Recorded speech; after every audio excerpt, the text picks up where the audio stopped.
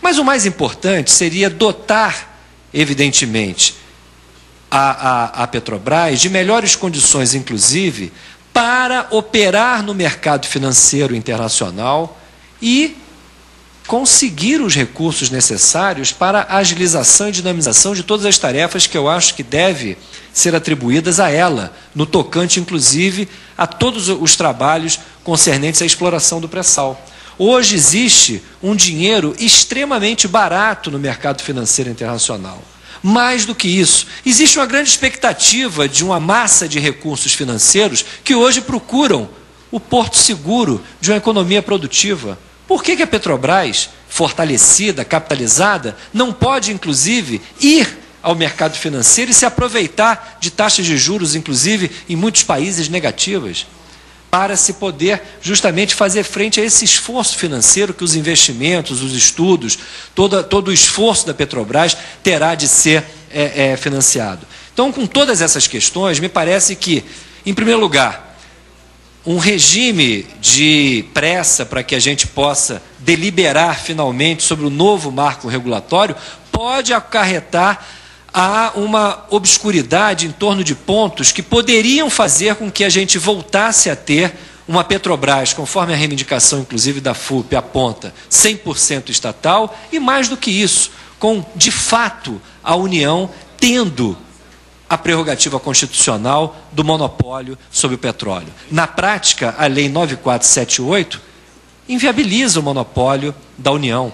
Na prática, a Lei 9478 estabelece que a União, para ter acesso ao que é seu, ela deve simplesmente conceder áreas com fortíssimos prejuízos à economia nacional, na medida em que beneficia, fundamentalmente, empresas privadas e muitas delas estrangeiras. Por quê não fortalecer a Petrobras nesse processo? Inclusive, nesse momento em que é dada a oportunidade ao Poder Legislativo Federal de uma revisão completa dessa verdadeira tragédia que se consubstanciou no Brasil nos últimos anos e cuja conta está oculta.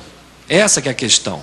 A conta das propaladas, ou melhor, dos propalados benefícios da abertura produtiva, tecnológica, financeira que o país passa, evidentemente se traduz nesses números astronômicos e, mais do que isso, na aceleração do endividamento público brasileiro.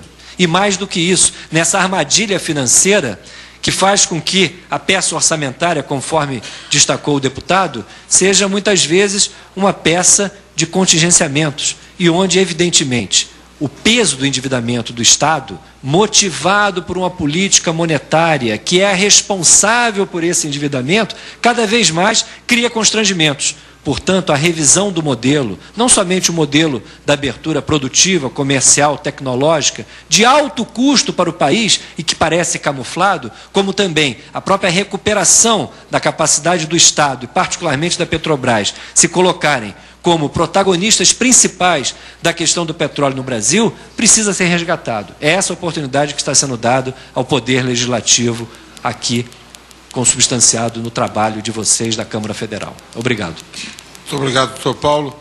Quando essa luzinha começa a piscar aqui na mesa, é sinal de que nós já estamos na ordem do dia e presta a iniciar a votação. Por isso que eu passo nesse instante, e também menciono a presença do deputado Mendes também aqui conosco, e passo ao doutor John Forman para as suas considerações finais. Rapidinho, deputado, pergunta do deputado Chico Alencar, como fortalecer a Petrobras. A capitalização se faz necessária até porque, para que ela vá ao mercado internacional, existem regras entre capital e capacidade de endividamento, ela precisa aumentar o seu capital. O que eu insisto é que a solução tem que haver, essa solução é política. Não adianta a gente discutir, imaginar que o Estado vai fazer um aporte de capital e contar com que os outros não façam. Ora, gente, se o pessoal investiu em ações da Petrobras, foi porque ela é a empresa que tem o maior volume de reservas não desenvolvidas do mundo. Isso é uma ação que vai valorizar e muito. Então, contar com uma estratégia de que eu ponho dinheiro que os outros não vão pôr, no meu entender, é uma estratégia furada. Então, ou vamos beneficiar os privados, ou vamos ter uma solução política, que eu não sei qual é, e se muda o status da Petrobras. Deputado Aleluia, os contratos de concessão de petróleo, eles todos têm previsões para o desempenho das empresas. Eu citei aqui rapidamente que é preciso apresentar um programa exploratório mínimo, que tem um orçamento, um bônus e o uso do conteúdo local. Se o bônus não for pago, eles não têm a concessão. Se tiver a concessão, tem que cumprir aquele programa exploratório mínimo dentro do prazo acordado. Quer dizer, quando se faz a licitação, é dado o prazo. Se não for cumprido o programa exploratório mínimo dentro do prazo, o que acontece? Todas as empresas são obrigadas a apresentar uma garantia bancária com relação ao programa exploratório mínimo. Se ela não fez, a ANP executa essa garantia. E esse dinheiro, então, vai para o Tesouro e a empresa perde a concessão. É evidente que este comportamento é um comportamento que tem que ter uma agência que seja uma agência atuante, uma agência de Estado. A ANP não tem se comportado necessariamente assim. A sua pergunta com relação à lei das sociedades anônimas, eu posso acompanhar a sua preocupação, mas não posso apoiá-lo ou negar. Eu sou geólogo, não sou advogado. Então, dizer qualquer coisa, a probabilidade de dizer besteira era grande.